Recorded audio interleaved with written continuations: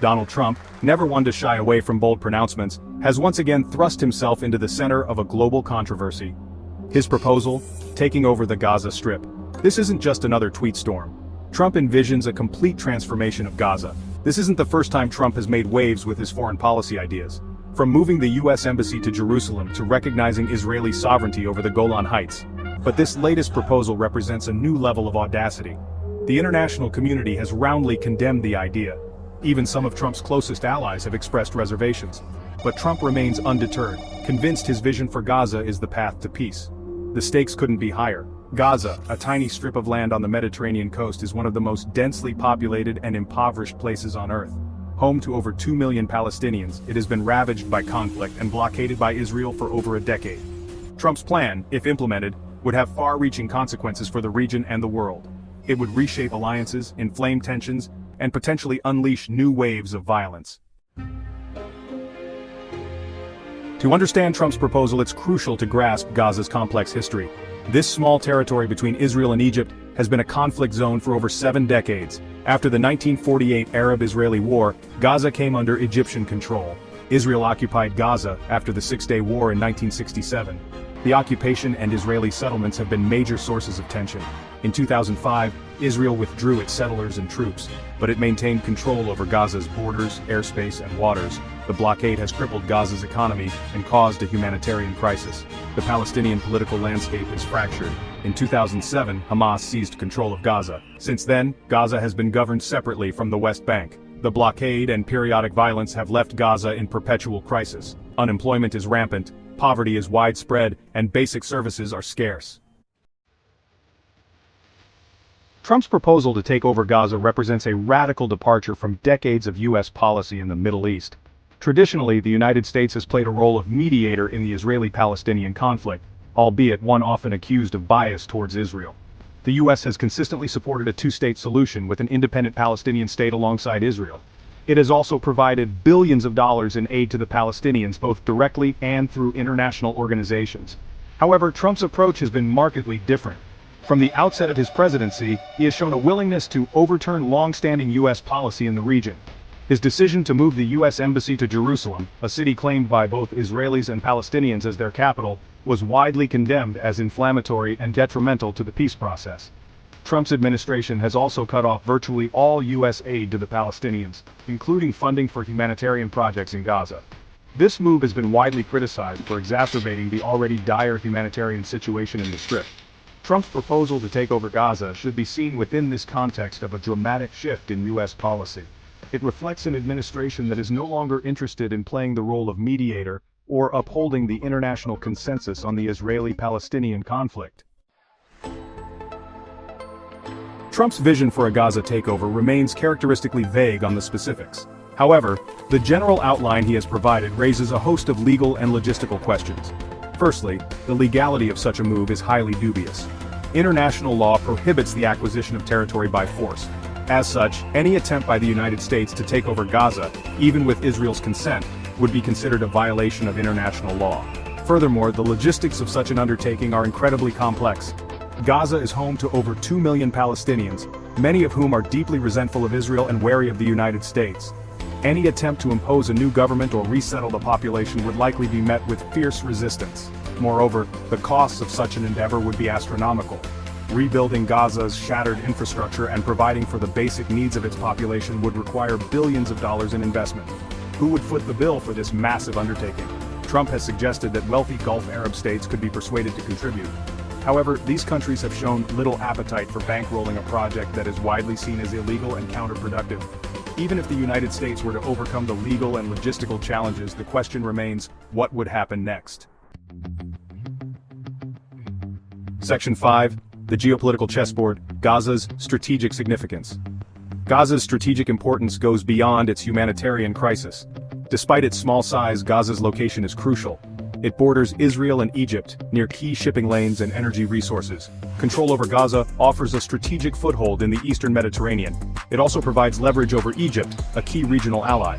Gaza's offshore gas fields could hold significant reserves. These fields are a potentially lucrative prize as global energy demand rises.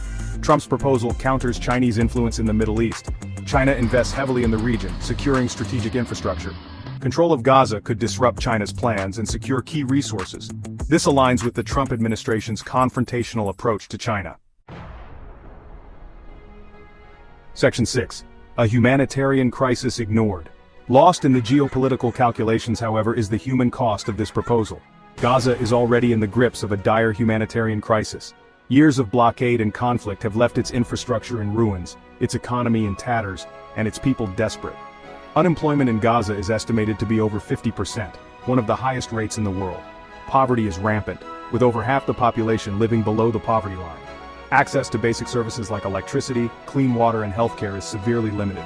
The ongoing blockade has made it nearly impossible for Gazans to rebuild their lives. The restrictions on imports and exports have crippled the economy, while the limitations on movement have made it difficult for people to access jobs, education, and healthcare outside the Strip. Trump's proposal, far from alleviating this suffering, would likely exacerbate it. The uncertainty and instability created by a takeover would further damage Gaza's already fragile economy and could trigger a new exodus of refugees. Moreover, any attempt to resettle Gaza's Palestinian population, even if presented as voluntary, would be met with widespread condemnation and accusations of ethnic cleansing. This would further inflame tensions in the region and could lead to a new cycle of violence. Section 7. The world reacts. Condemnation and concern. Unsurprisingly, Trump's proposal has been met with widespread condemnation from the international community. The United Nations, the European Union, and numerous individual countries have all denounced the idea as illegal, dangerous, and counterproductive. The UN Secretary General has warned that any attempt to annex or take over Gaza would violate international law and could have disastrous consequences for the region. The EU has called on all parties to respect international law and work towards a peaceful resolution of the Israeli-Palestinian conflict. Even some of the United States' closest allies have expressed reservations about Trump's proposal. The UK, France, and Germany have all reiterated their support for a two-state solution and stressed the importance of upholding international law. The Arab world has been particularly critical. The Arab League has condemned the proposal as a dangerous escalation and called for a unified Arab response.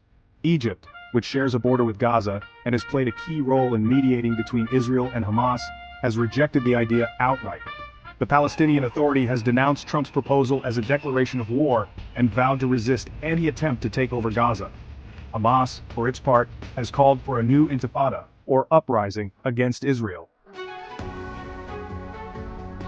Section 8. Implications for U.S. foreign policy. Trump's proposal to take over Gaza, while unlikely to be implemented, has significant implications for U.S. foreign policy. It underscores the administration's willingness to disregard international law and alienate allies in pursuit of its objectives. This approach, which has been evident in other areas of U.S. foreign policy, such as the withdrawal from the Iran nuclear deal and the trade war with China, has left the United States increasingly isolated on the world stage. The proposal also raises questions about the future of the U.S. role in the Middle East. For decades, the United States has been seen as the indispensable power in the region, the only actor capable of mediating between rivals and maintaining stability. However, Trump's actions have called this role into question. His unwavering support for Israel, coupled with his disdain for Palestinian aspirations, has led many in the region to conclude that the United States is no longer an honest broker. This loss of credibility could have far-reaching consequences. It could embolden adversaries like Iran, weaken alliances with countries like Egypt and Jordan, and make it even more difficult to resolve long-standing conflicts like the Israeli-Palestinian dispute. Section 9. Conclusion. A legacy of instability. Donald Trump's proposal to take over Gaza is a dangerous fantasy, divorced from reality and reckless in its disregard for the human cost. It is a product of an administration driven by ideology, not pragmatism, and more interested in scoring political points than finding solutions. The proposal is unlikely to be implemented. The logistical challenges are immense, the legal hurdles are insurmountable, and the international opposition is overwhelming. Even if Trump were to defy all odds and push ahead with his plan, it would be a disaster, leading to more violence, more instability, and more suffering. The real tragedy is that this proposal, while outlandish, is not an isolated incident. It is part of a broader pattern of U.S. policy under the Trump administration that has undermined the rules-based international order, alienated allies, and inflamed tensions around the world. This legacy of instability will be felt long after Trump leaves office. It will fall to his successors to pick up the pieces, repair the damage, and restore America's standing in the world.